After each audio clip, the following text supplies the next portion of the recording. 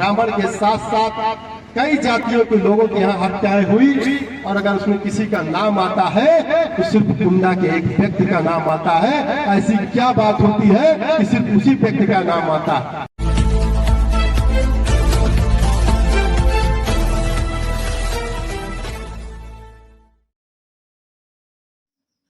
नमस्कार, आप देख रहे हैं भारत दैनिक दर्शन। प्रतापगढ़ समाजवादी पार्टी जिला अध्यक्ष छविनाथ यादव ने दी विशाल पांडे को श्रद्धांजलि। के घड़ी में घटना की कड़ी निंदा की। सर्व समाज के लोग आपके साथ खड़े हैं। इस मंच में बैठे हुए तमाम बुद्धिजीवी लोग, इस मंच के सामने बैठे हुए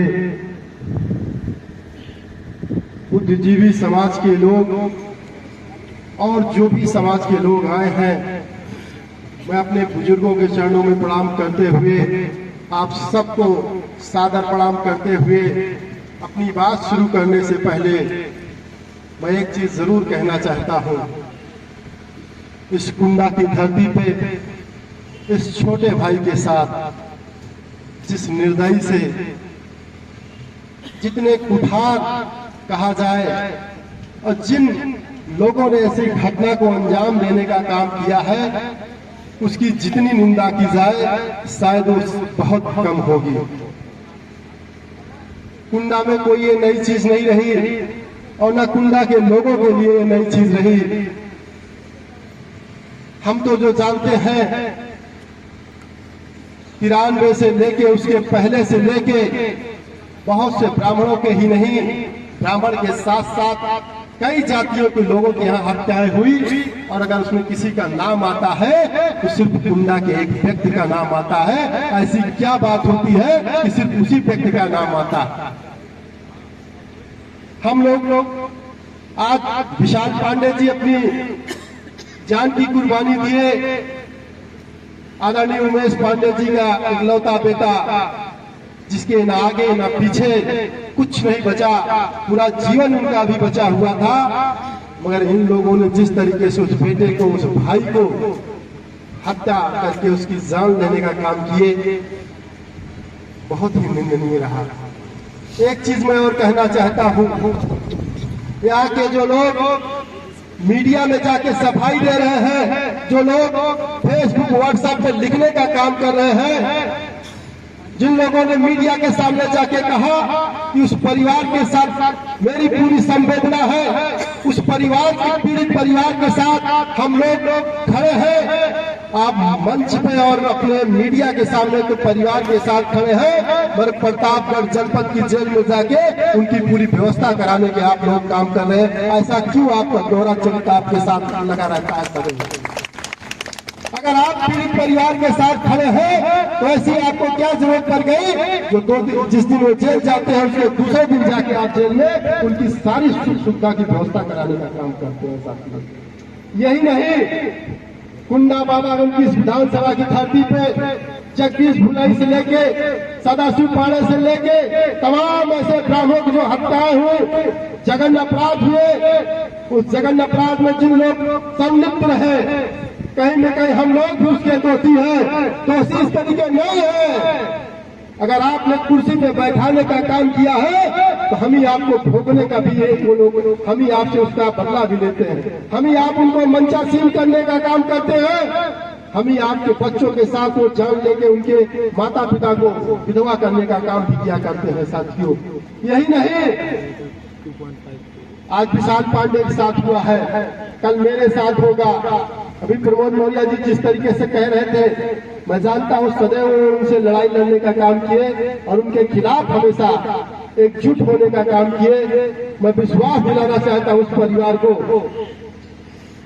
जब जहां आपको जरूरत पड़ेगी आपका बेटा, आपका भाई सदैव आपके पीछे, आपके बगल खड़ा रहने का काम करेगा, कभी आपके पीछे भागने का काम नहीं करेगा।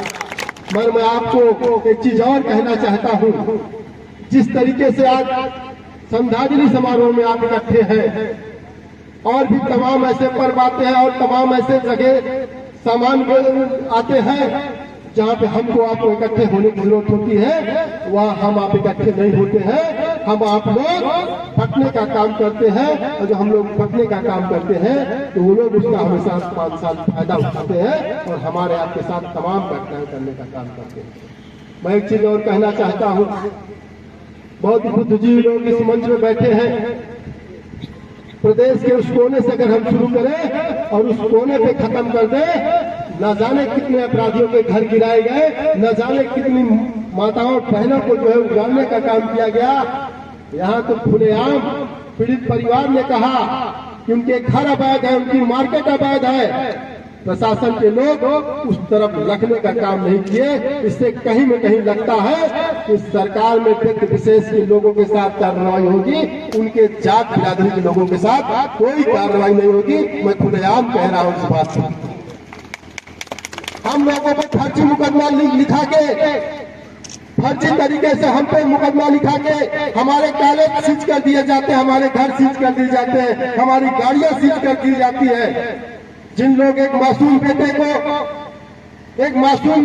बेटे के पूरे परिवार को अनाथ करने का काम किया, उन लोगों के खिलाफ क्यों कार्रवाई नहीं हो रही है?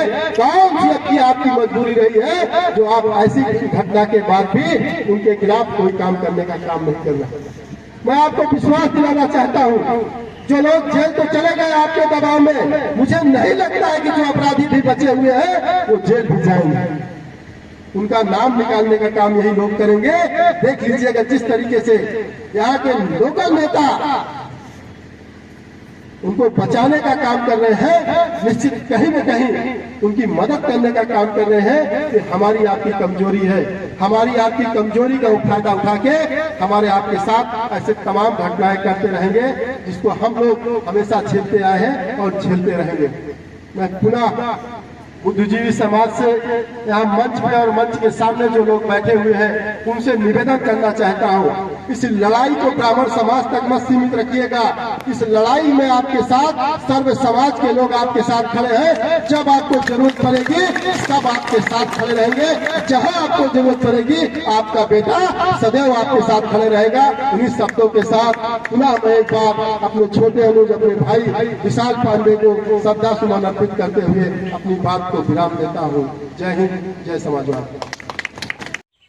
Thanks for watching. भारत दैनिक दर्शन देखने के लिए आपको बहुत बहुत धन्यवाद। इसी तरह से भारत दैनिक दर्शन को देखते रहिए, लाइक करिए, कमेंट करिए, शेयर करिए। अगर भारत दैनिक दर्शन बना रहेगा तो मैं आपकी आवाज़ को आपके कंधे से कंधे मिला के आपको न्याय दिलाता रहूँगा।